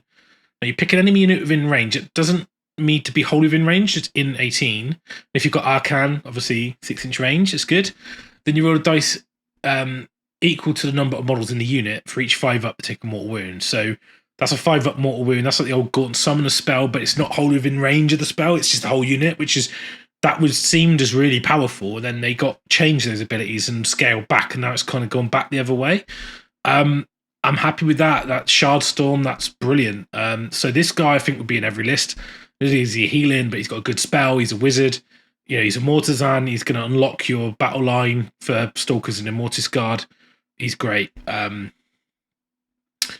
So definitely great. I mean, he's not really changed. He's still the same. The spell's changed, but it's like he's still good. You know, the artifact was there before, so it's not like anything's really new. He's just still good. That's why I didn't put a power up on there. I thought, well, he's kind of does what he always does. So you know, it's not like he's suddenly got super abilities or anything. Boneshaper honestly could have been marked as a loser, but a little bit things on here. He knows the whole lore, which is good change. 2 cast wizards, he's gone up to 160 points. I think the biggest reason this guy's a loser right now is the handbook, because he counts as being mounted because he gets this stupid claw attack off the feet of the silly chair, off his throne, whatever. He's still got the cast. You roll a dice on a 2 to 5, you can cast Soul Guide. In addition, if you roll a 6, you can do it D3 times. And then Soul Guide is, you know, picking a Mortec Guard, Caval's Death, really add 1 to wound rolls now. It used to be reroll 1s to hit, now, which is good because you start getting into the Nadrite weapon fishing. Now it's +1 to wound. You've got so many ways to get plus to wound. And you can get +1 to hit with obviously all that attack, but it's okay. I mean, it's still not bad. I mean, don't get me wrong. But it is only Mortec Guard or Caval's Death Riders. So before it used to be anything. So yeah, maybe he could be marked as a loser, I think. Yeah, I think you won't see him at the 160 point price tag, because especially in this current handbook, because him being mounted is going to make him not a Galatian veteran or a Galatian champion, what they call it, yeah, Galatian champion. So I think you're going to rather take an Ossifactor is now going to fill the role that the Boneshaper used to occupy. Not Boneshaper, I should say Soul Mason, sorry. I didn't update the title, but yeah. So the Soul Mason is probably why I've put Boneshaper, because he's going to be a Boneshaper now. So yeah, he's not going to be, I don't think he's going to be as widely seen as he was. He was an auto-include 1+. Now, he's still going to be seen. He's still going to see play. If you've got Arcane, you probably won't bother because you've got access to the whole lore anyway. He does get an extra wound for his chair and a massive penalty of not being a Galatian champion. But there you go. Now, I had to do it. I'm sorry. What a loser. It's the Boneshaper. No, he's not the Boneshaper. Every hero should be a Boneshaper. This is the problem. Sorry.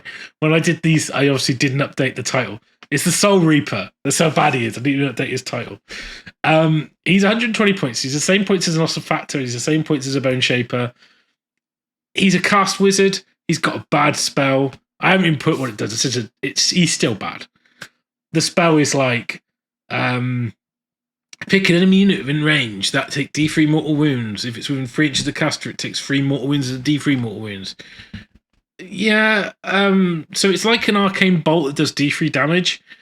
Sure, but he's still trash, and I can do that on another character, so why would I do it with him? I mean, yes, it's some mortal wounds. Okay, maybe.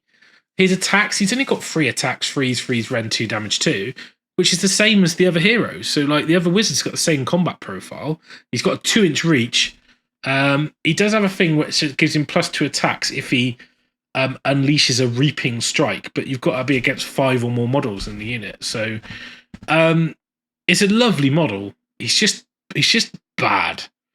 You just wish he had something more going for him. I still can't see him. Since he's going to be the most destructive member of the Mortisan Order, I think the Boneshaper wins out of his spell, to be honest. He's going to do more damage than what his D3 Mortal Wounds is going to do.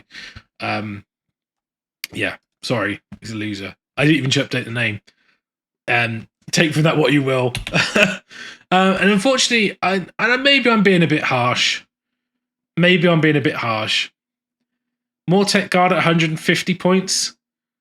I mean, they're movement 4, they're 1 wound, they got 4 up save. They used to be elite. They don't feel elite anymore. They had a 3 up armor save. Yeah, okay, hands on, they're good, right? And yes, you can shield wall, but it just ignores modifiers, positive and negative. So if you're playing Catacross and you shield wall, your save gets worse. You know, you can't all-out defense because you just issued a command ability. You do it at the start of the combat phase, so you don't get your combat buff because you're doing this. You know, they're just not what they used to be. And yeah, they got Nadrite weapons. You got 2 attacks a model, sure. 3s and 4s with the blade with rend, 4s and 4s with the spear. You're never going to take spears. I mean, they're definitely the losers, the spear ones. You've got the Great Blade. Now, the Great Blade is damage 2, finally. But it does only wound. It wounds on a 4, hits on a 3. It's the same, but it's an extra damage. Fine. You know, Great Blade is fine. I just now that you can unlock other battle line units like Morghast, Immortis Guard, Stalkers, you can now bring them back. Mortwick Guard just feel a little bit left behind, and to get a points increase as well, they probably should be less points, or just give them a free up save base. I mean, they're basically covered in bone with massive shields and armor. They're like, you know, bone constructs. Do they feel like it? No. Like, Chaos Warriors now feel like Chaos Warriors. Do Mortek Guard feel like Mortek Guard? No. They don't even feel better than Grave Guard. And I think they probably should be. You know, disagree or not, I don't know. But I just think they should be better than Grave Guard because they're meant to be the new elite. You know, why are Grave Guard better? I don't know. I know they've got all lots of abilities, and you'll still see them in lists because they're battle line. They're the cheapest battle line. But for 20 points more, you're getting it at 5 cavalry? I don't know. I can't see it. They are finally damaged 2 on the Great Blades. That's one bonus. Yeah, I mean, sure. Whatever. So the cavalry, in a bit of weird order in the book. I'm doing it the order that's in the book. So we're now into Immortis Guard. Now, 5 wounds. They've still got silly hats. I had to put that in there. They don't get a shield attack anymore, but they've got an extra halberd attack, which the shield attack was rubbish anyway. And they've got if an Ossiarch Bonereaper hero within 3 inches of this unit, before you allocate a wound or mortal wound to that hero, instead of making a ward roll, you can roll a 2+, you can allocate that wound to this unit, but you can't negate it. So you give up your ward save to take the damage on the Immortis Guard. Bear in mind, you can bring them back now. That's not as bad as it sounds. Before you were a bit like, meh, maybe not. They're elite, obviously, so they can issue commands to their own unit, which I think was in the FAQ because I pointed that out, that when they changed the Hecatos bit at the beginning, that meant they couldn't issue commands. So they've got Crushing Assault, use the command ability once per battle. After it's fought for the first time, then basically they can fight again with Strike Last. Pretty good. 200 points, and their battle line if you've got Immortals in general. Obviously, you've seen the battle tactic. They can protect your heroes. You can choose to do it, so you can kind of mitigate, like spread the damage out and go, well, I want to take like 3 or 4 wounds there. You know, it's fine. I don't want to take more than that, and I'll take my wards on my character, guarantee he lives and they live, and then I get a turn, and I get to heal. I can heal my characters. So yeah, they're I think they're an important unit to mitigate your stuff getting killed before it can heal. They're good in combat. They've got 5 wounds, so they capture powers better. They can be battle line. You know, they're good. They're expensive. I mean, all the stuff's expensive. That's why I didn't put their winners. I think they're a bit pricey. But speaking of pricey, Stalkers, very pricey. 220 points. I don't know why. They're still a pain in the ass to build them if you've ever built them. 5 wounds now. Great. They hit on a 3+ now with everything rather than a 4+ with the falchions. Less attacks on the Spirit Blades. They've lost all the abilities to do rerolls, and the damage aspects lost the rend. So your 4 aspects are +1 to hit, +1 to save, +1 to wound, +1 damage. What's good about this is start the combat phase, and you can then, obviously they're not command abilities, so you can combine, like +1 save with all out defense for +2, or you can go +1 save, +1 ward, or you can go, well, I'll go +1 damage, +1 a hit, so you're hitting on 2s, or you can get, if you've got Triumph, you can burn that, or if you've got one of the million abilities that gives you +1 a wound, then that'll work as well. So yeah, I mean, they're not as bad as they probably look like. They can be battle line, which is a plus. If you've got Mortis in general, hunt and kill is the same as it was, but it's worded a little bit different. So you issue by that unit and they must receive it. It's on your hero phase, and you can run and charge, and then you can pass across terrain in the same manner as you can fly. Obviously, you can get +3 move in the movement phase, so they could be movement 9, with run and charge, and they fly, and they go in and do loads of damage, and they got 5 wounds now, and you can bring them back. So, yeah, expensive. Expensive, but good. Yeah, take it for what you will. Liege Cavalos. So the Liege Cavalos is 7 wounds, 3 up save. It's got 5 attacks on the top now, 6 attacks on the horse. No shield attack anymore. We've done away with all that stuff.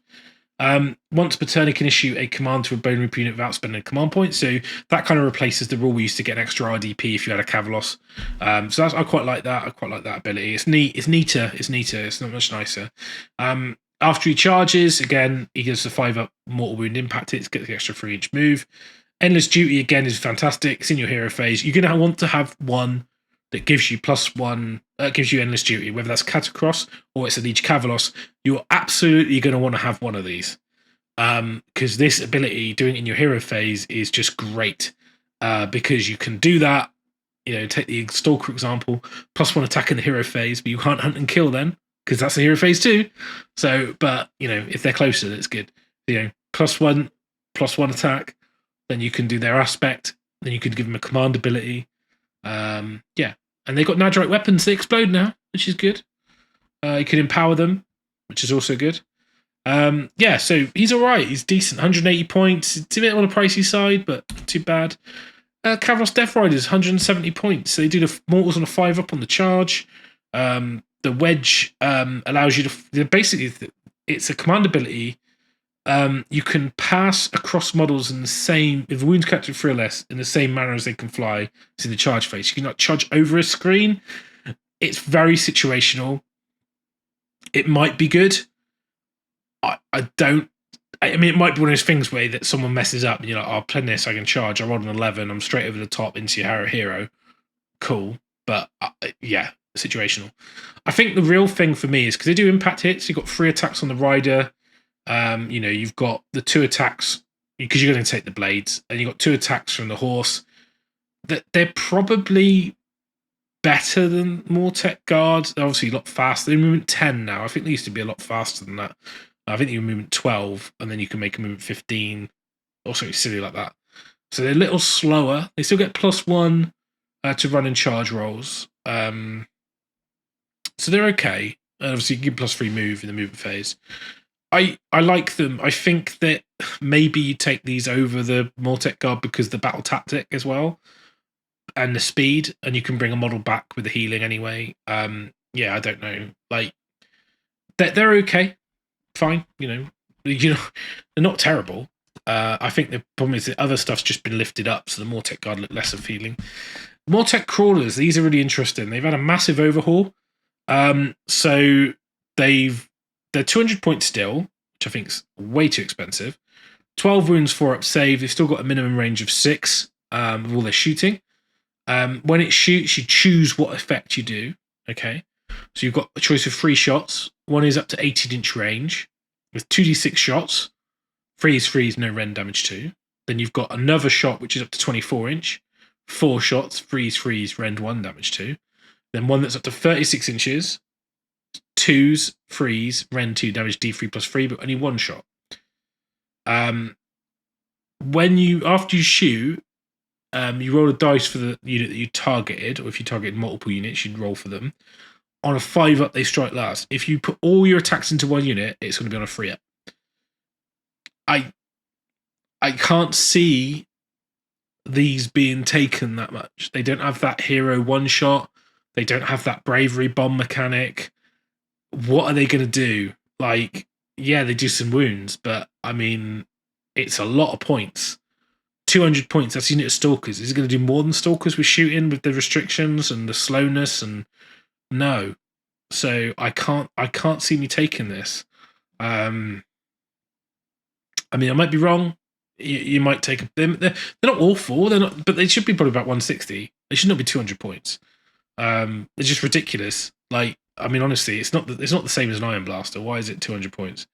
I can't see it. Maybe and you can't buff it. Like, there's so many ways you used to be able to buff it, you can't anymore. So I'm not I'm not really sold on the crawlers. And speaking of which, harvesters, I got this wrong. I put no longer a monster. Ignore that. It is a monster.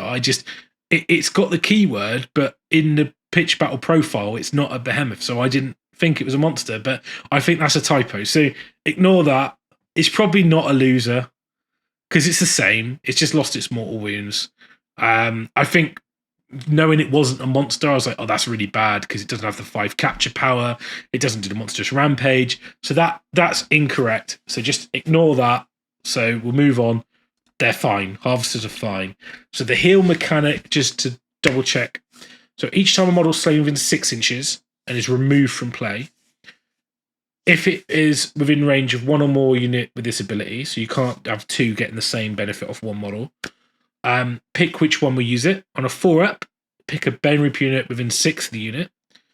If the same model is a wound catch with 4 or less, heal a model 1 wound, or add a model back into the unit. If it's 5 or more, you heal 3 wounds. If no wounds have been allocated to the unit, you can return them models. So it's the same. So you heal or you return.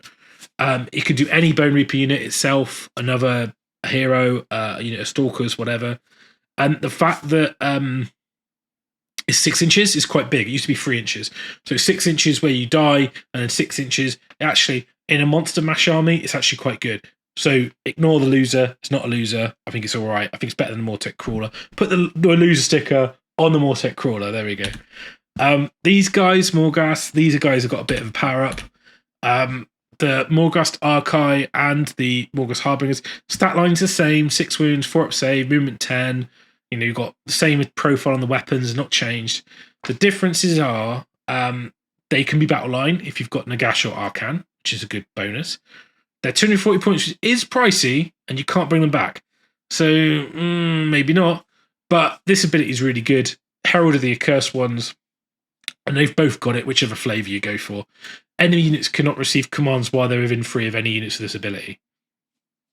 No command abilities, just flat. Brilliant. And they're grim opponents. If you can make a modified charge roll of 8, they get strike first. Great as well. And the Archai have got a 5-up ward save if they're within 12 of any Bonereaper heroes, just a flat 5-up. And the Harbingers have got before deployment, you can set it up in the sky as reserve, end of your movement phase, anywhere on the table, 9 away. So they got an alpha strike. They lost the 18-inch charge, but they can reroll charges now because they're elite and you can use their command abilities. It's not so important. I think they're really good. Like, I think they're definitely better.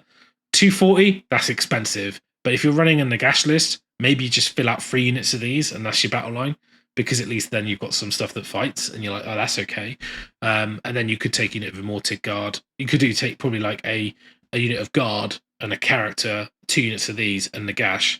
And you're like, well, they're all battle line. And I've got my caddy guy with the artifact, the Bone Shaper, get a double heal. Plus he's got the command point shenanigans. And then you've got 2 aggressive units that you could even set them up in the sky if you took Harbingers. And then you've got 1 big block of Mortis Guard that protect Nagash and the guy. So they just sit in a blob. And you're like, I know you can even do the battle tactic with Mortisan and the thing on objective. So it just gives you something. Like, so I think you could see that as a list. It might work. It's probably not very good, but it might be all right. I had to point it up. But, you know, you're looking at what, 480 for that, plus 120. So that's 600 points. You've got 400 points.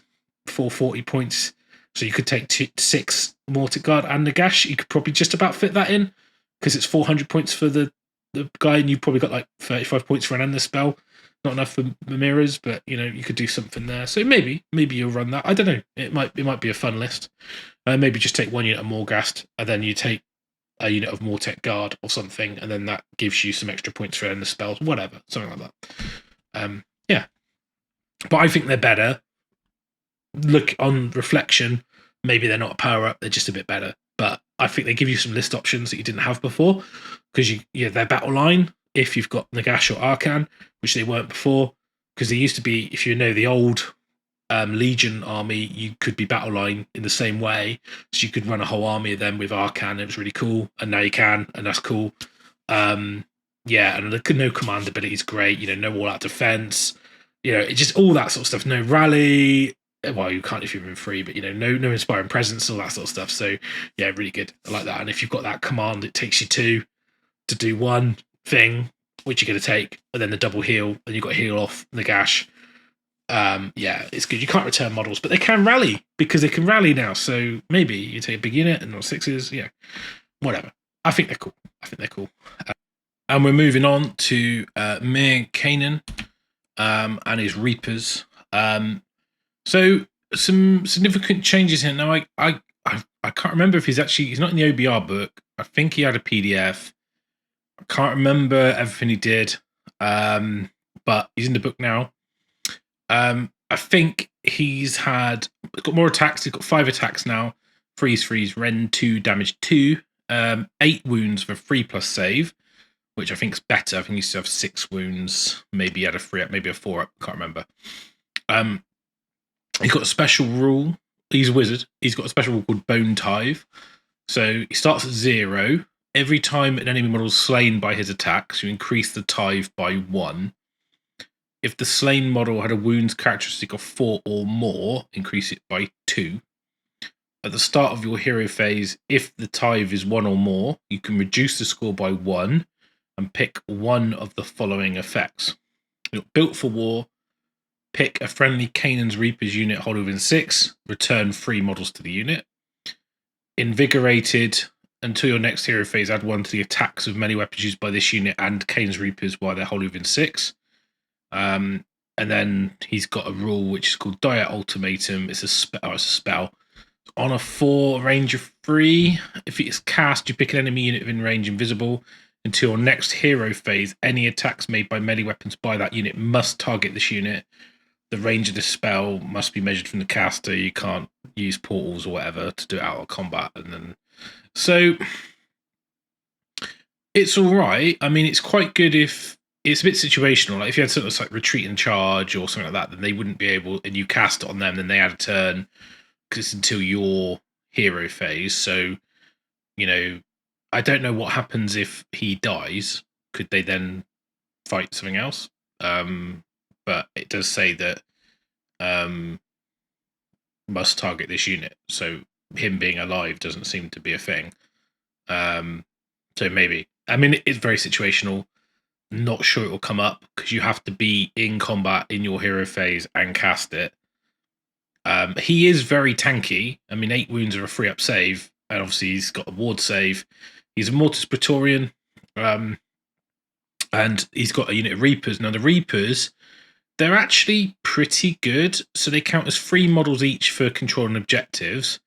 And I believe you end up with 5 models. So that's 15 capture power, which is pretty good.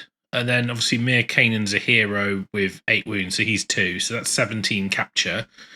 He can return models if he's got the Bone Tithe. And then if Mir Kanan's within 3 of this unit, then before you allocate a wound to Mir Kanan, you can basically 2-up bounce to the Reapers. They've got 2 wounds each and a 4-up save. That's not awful. They've got a load of attacks, like different weapons and stuff, but essentially in melee, you've got 11 attacks and you've got 2 shooting attacks. They've all got Rend. A couple of them are damage 2. One's got Rend 2. It's kind of annoying. They've all got different stats, but they're all 3s and 4s, basically, on everything. So that's easy to remember. But yeah, I mean, like that's pretty good. I think the Great Weapon and the Halberd guy, they're both damage 2. The rest are damage 1. And the Rend 2 is on the Halberd. So yeah, a 2-inch reach on that as well. So yeah, I mean, they're cool. I mean, I really like them. I think they look badass, but also actually not bad in the game. Like 250 points for effectively a decent unit and a really good hero. I mean, even if Mir Kanan was 120 points, that's a 130 point unit of Mortec, which are kind of like a big unit of Mortec, but not quite. So yeah, I mean, they're pretty decent. I think they might see play, actually. You might put them in a couple of lists. I know that Owen's run them before. So yeah, I mean, not more to say about it, really. I wish there was a new hero which was like a Mir Kanan equivalent, like a stalker combat hero on foot. because that's what's kind of missing. Because you've got the Cavalos, so the mounted hero, but you don't really have this like foot really hardcore melee hero, which is what Mir Kanan really is, to be honest. And I wish they had him either as there was a unit of these guys, or he was just a normal hero. There was a normal version of that, like he's a named character version of something. You know, I mean, you could say like a Soul Reaper could have been bumped up to these kind of stats, but the model's a bit weedy for that. But if the Soul Reaper model was a bit bigger, it would kind of fit. But yeah, unfortunately, we just ended up with a rubbish hero. Someone's going to be going, "Oh, the Soul Reaper's the best one." No.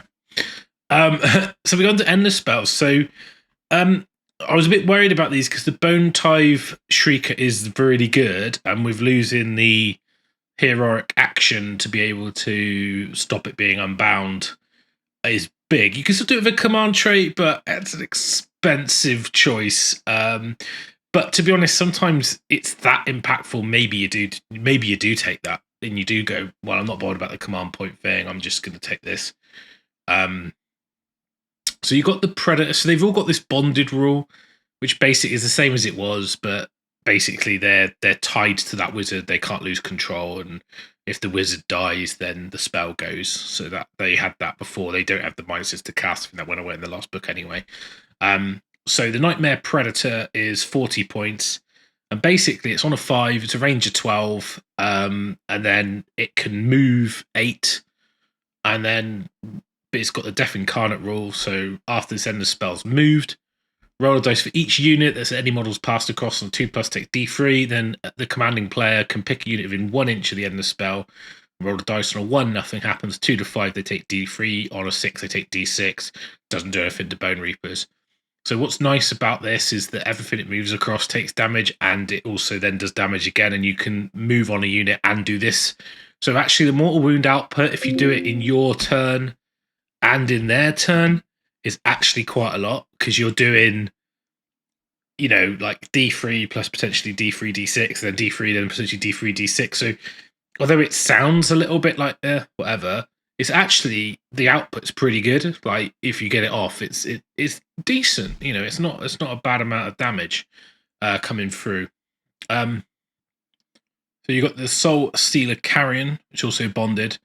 It's summoned on a 6, and you set up anywhere on the battlefield that's visible, more than 1 inch away from all end of spell invocations, models. It's predatory. It can move 8 inches and fly. What's nice about this is that models with a wounds characteristic 1 or 2 within 6 cannot contest objectives, and it doesn't affect OBR units. So this is just amazing for switching off. I'm going to cast it. It's there. You know, it's in. I know you're not getting that objective. That's a really strong endless spell. I love that they've done with that. I think that's a good change. It definitely means that might see my list as well. Like all these are really good, to be honest. And then we've got the Bone Tithe Shrieker, which hands down is clutch right now in the meta. Right now, this is in your list. You got to take it. It's on a 5, so range of 12. It's predatory. It moves up to 8. It's bonded. It's a bit of a shame it's on a 5 because it kind of makes it easier to unbind, and it's easier to cast it, but I'd rather it was harder because you've got a lot of ways to get bonuses, like with Arcane and stuff. You don't really want this to be unbound in their go either. It's good if it's there, but it's a problem. But basically, units within 12 cannot rally and cannot get Inspiring Presence. Doesn't affect OBR again. And also, if you're within 12, it used to give you a bonus to hit. Now it doesn't. It's -1 from ward rolls to the enemy units, which is quite good. But I really think you've lost the Helm of the Ordained. You've lost the +1 to hit from the Shrieker. So if you take Catacross, you're fine because he gives you a +1 to hit. But if you don't have him, then it's like, I mean, mostly you'd hit on freeze with everything, so it's not a big deal. But sometimes you just, being 2s is much better than being 3s. So, having a passive AoE +1 to hit.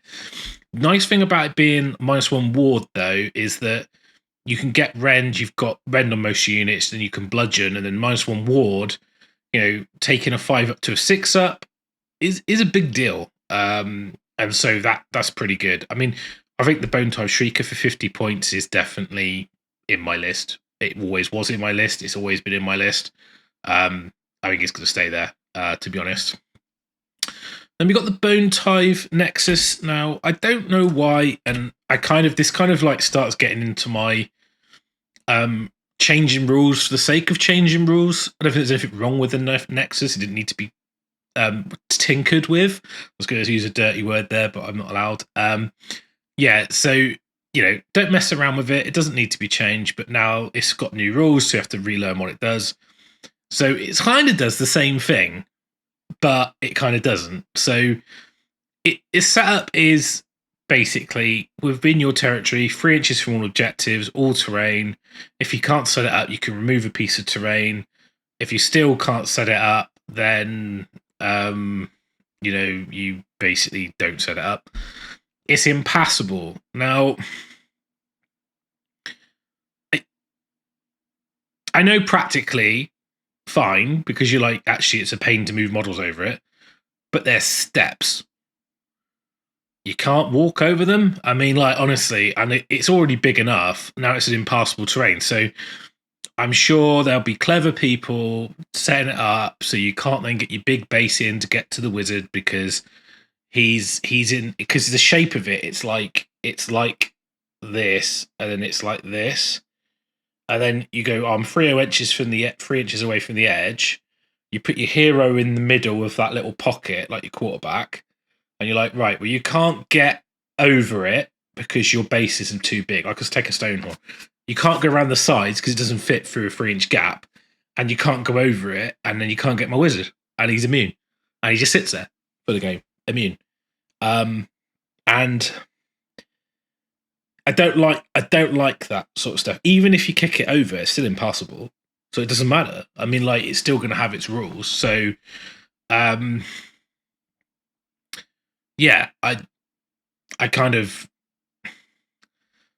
I know it practically balancing models on it and stuff. Yeah, it makes sense, but for me, I don't know. It kind of gives you another bit. It's like with the Indepth players when they get that shrine, and because it's got 3 little waterfalls, they can put a character right in the middle of it. You can't get to it. I don't like it. Anyway, that's my own thing. So it's got the following abilities. So it's got Deadly Gaze. So basically, it works in your hero phase, and you choose a punishment, okay, and you roll a dice. They're always on a 4-up. But they go to a 3-up if you've killed an enemy model within 12. It gets +1, basically. So you've got Punishment Agony, which is 18 inches, and it's subtract 1 from hit rolls on the enemy unit, which is okay. It's pretty good. I mean, 18 inches is quite far. It's quite a big piece of terrain, so not too bad. Then you've got I hope good job it's not wholly within, because that would make it awful.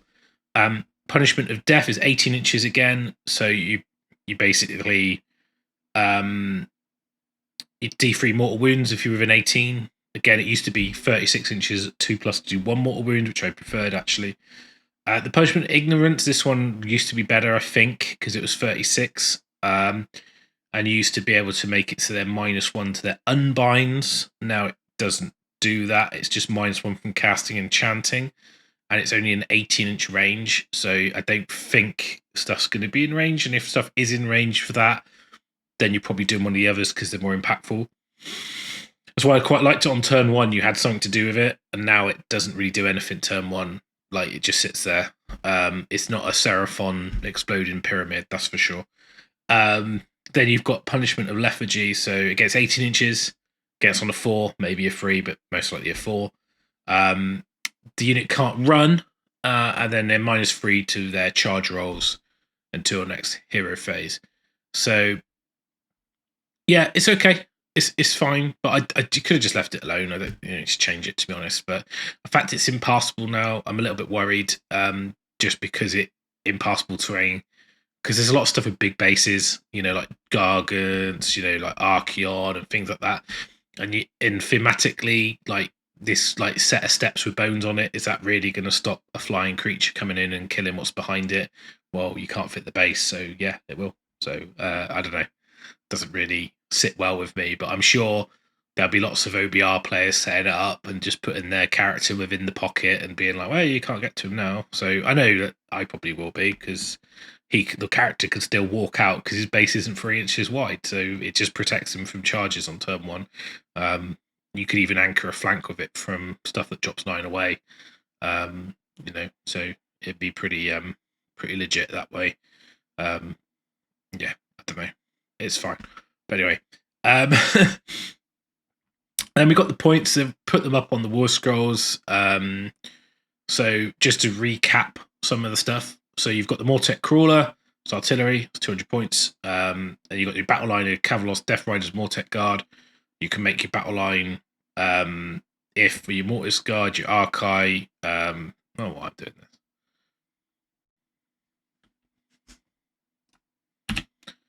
So that's the OBR book. OBR, one of my favorite armies. I've kind of put my prediction here, A/B tier. I don't think they're S tier. They don't have the mortal wound, range, alpha strike capabilities that other armies have to be that good. I think they can be strong. I think there's some strong builds. You know, your relentless discipline now just being command points is probably better. The resource might be a little bit scarcer. I think that, you know, as your army dies, you're going to have less.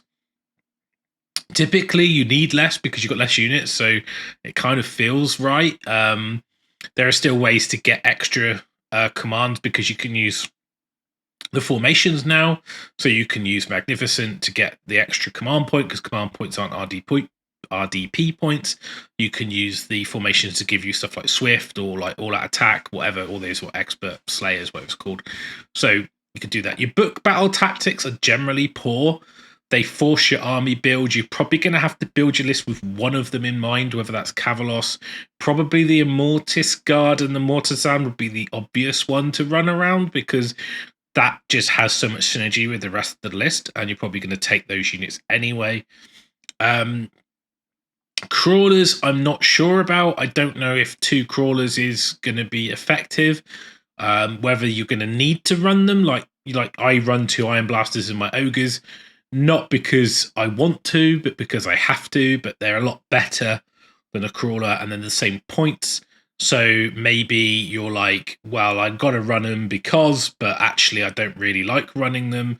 Maybe you can do something cheeky with the Bone Tithe Nexus, shutting off the board at an angle and putting a crawler behind it. And maybe you can't get within 6 to stop it. I don't know. There'll be someone will probably work something out, but I don't know. I think the crawler's like, I think like if I've got 400 points that just sits there and does one thing in a shooting phase in my go, I'd rather have a combat unit that can actually go and kill stuff and then contest objectives and do other things. So not sure about the crawler. Anyway, just gone on a rant about crawlers, I don't know why. So most units have gone up in points. So like, you know, your Morghast, Archai and Harbingers are 240, your Crawlers 200, your Harvesters 210, you know, your Mortek are 150. The Cavalry have stayed the same at 170, which actually makes them pretty good now as a good choice. I think they're mortal wounds on the charge as well. I think you probably Mortek Guard will probably fall to the wayside a bit, and you'll see more elite focused armies using the Ossa factor. Harvesters, actually, although I said they weren't very good, I think they are good because they're now monsters. I mean, even though the back of the book says they're not behemoths, but they must be. But anyway, yeah, so I think the Harvesters actually, because the heal is now 6 inches and it can heal wounds on whatever, even itself. Yes, it's lost its mortal wound output, and also it's good for battle tactics. So Monstrous Rampages is good, you know, like stopping people doing a command ability. But obviously, your Morghast, Archai, and Harbingers get that anyway because they're the Heralds of the Accursed One, so they just have that switch off within 3. So maybe they're great, and they'll be good in the mirror, I think, because OBR want to use their command points and they want it, you know, so they're probably going to be quite a strong choice. Having the ability to deep strike with those, if you take Harbingers, I think is good. A 5-up ward on the Archai would be nice for independent sort of usage. You can get that anyway with the command ability. The Hecatos, well, sorry, elite, I should say, so they can issue orders themselves. And obviously they can be buffed by the Ossa factor, which is the new hero. So I think although the stuff's gone up, the synergy is kind of increased. And because you can now return Stalkers, and they've got 5 wounds, they've got better combat power, and same with Immortis Guard. The Immortis Guard are a bit better in combat, and they get the double activation, and then you can bring them back as well, and they protect your heroes, especially in the handbook we're in now. Even though you don't have many options for Galatian champions, I think that they will be in lists. So I think they also help with the battle tactics. So yeah, although they've gone up in cost, I think previously the list was very much focused. I mean, if we take before the White Dwarf update, Stalkers weren't really a thing until the Mortisan unlocked them as battle line, because the problem with the OBR is that you didn't have enough points once you had your battle line to really get much else. You were like, well, I need a Harvester and I want a Crawler. That's my army. So Mortek, Cavalry, Harvesters, Crawlers, and Characters, and that's it. So you might have one elite unit, and then they were too expensive, and then you didn't see them much. And then as points dropped, you saw them more, and then as they got the Mortisan unlock for battle line, great. Hero-wise, I think your Soul Mason, who was the auto-include, fall to the wayside a bit. I think Arcan, Catacross, and Nagash are all amazing. They're so much better. Catacross is a standout for me. I like the Liege Cavalos is still relevant, especially if you don't take Catacross, because you want Endless Duty, because that command ability is baller. Because of the synergies of not taking up your receiving a phase ability, because in the hero phase, and you can go, right, this unit, all +1 attack, then I'm going to go charge you, then I'm going to go bludgeon, whatever, so amazing. Yeah, I like the changes to the legions, so you're not as inclined to go Petrifix. I know Petrifix is very strong. -1 damage is great. I mean, you're just fantastic again on your elite unit. So if you're taking that kind of elite focus thing of Harvesters and Stalkers and Harbingers, you've got Arcans, they become battle lines. So you've got like your unit of Morghast, and you've got your unit of Guard, and you've got your unit of Stalkers, and you've got Harvesters, and then you've got Arcan and Ossifactors. It'll be a great army. Petrifix Elite makes it even more resilient. I do think Catacross +1 save army wide is too good not to take, as particularly as he doesn't care about keyword, and he's not that much more expensive than Arcan. He's like 440 and Arcan's 370. Yes, he's not a wizard, but you could take both, and that's double healing. Take your Soul Mason as well. Sorry, no. Take your Bone Shaper as well. I'll get that right. Then that's quad healing if you've given him the artifact, which you probably will give him the Artisan's Key, an Ossifactor, and whatever you can fit. I haven't done the maths. Someone can tell me. It's probably like three units, and that's it. But I think you can get the hero suite in for 1,000 points, because it's going to be 370, 440, so 810 plus two heroes. If you take the 2, that's 240, so you're just over 1,000 points. So you've got about 890 points once you've taken the Shrieker, because you're going to take that, something like that. So yeah, it's basically going to be like 3 to 4 units of elite. So maybe it's a Harvester, Immortis Guard, and then a 6 Stalkers or something like that, and like 2 to 3 Stalkers, whatever, something like that. But yeah. Anyway, I have to write some lists. So the healing's kind of improved, which is good. I mean, having access to rally. I said Mortek Guard weren't good, but actually, if you take Nagash, being able to bring them back, you've been able to rally with them. And also the fact that you can heal them quite easily if you've taken to healing. So maybe you will see them. Obviously, they do have capture power. I really like the Carrion, the Soul Stealer Carrion. I think that's great. A great leveler, but obviously the Bone Shaper's spell to do 5 up mortal wounds is fantastic as well. So, in summary, RDP being command abilities is great. You still got the feel of being elite and being able to do lots of cool stuff with your command points. Your book battle tactics aren't great, but you can build into them, and you can kind of just lean into the handbook, and the list has got a little bit more flexibility than it used to. Points have gone up, but they're generally more synergy. Heroes are massively boost, feel a lot better, and the army feels more elite, which is good because they should feel elite. Healing's a little bit better, being able to bring back those elite units, and they're obviously 5 wounds, so they count as 2 models for objective capture, and you've got some ways to hurt your opponent as well. And some great new battle line options. So in summary, I think the art book is really good. I still don't think it's going to be top competitive because it is a death book, and they just do not have that depth of different things like mortal wounds at range and things like that, although you do have powerful magic and some ways to do it. I do like the fact that you can be flexible with your legion.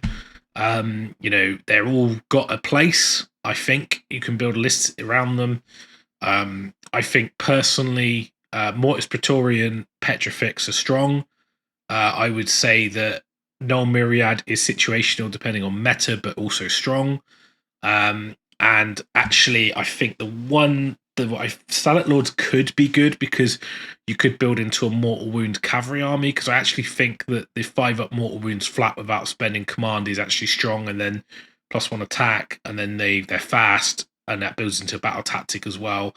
And you can do some stuff like charging over screens and things like that. So yeah, it's a good army. So I think you've got a lot of choice there. But anyway, that's my Ossiarch Bonereapers review. I hope you enjoyed it. I hope the format was okay for you guys. I know you didn't see the war scrolls and the pitch battle profiles and all the pictures and stuff, but I tried to make this visually pleasing and give you a good summary of what I think has changed, what's good, what's not good. Let me know in the comments below if you disagree or you have your own insight and you've found something as I've been talking that you think might be cool. Yeah, join in the discussion. If you like the video, like, subscribe, all that kind of stuff. Want to support us, you can join the Discord. There's stuff in the description. I'll try and be a little bit more active now that sort of things have calmed down a bit, but actually, if I'm being honest about it, if I'm having to do the prep that I had to do to make this video for a book review, it's going to be unlikely, especially when 2 drop on the same weekend. I'll be able to keep up with that. So I'm hoping that the books samples come back out again soon and I can actually like do my book reviews like I used to. But I'm at the whim of what GW do with that. And to be honest, I don't know. I've not had any communication. It's just stopped. And then I still get other things, but yeah, so hopefully can rectify that. OBR are like my passion. I wanted to do this, so I made the effort to do this. It just happened to coincide with a week off work, so I was able to do it. But yeah, hopefully you enjoyed it, and I will do a Soulblight review as soon as possible. I do have the Khorne and Slaanesh reviews to do, so watch this space. If you don't want to miss out on those, just give me a sub and hit the bell to get notified. And I'll catch you all guys in the next one. Thank you very much for watching. I hope you have a good pre-order day. And you can get some of the stock that no doubt is probably out of stock now. But thanks very much. Catch you in the next one.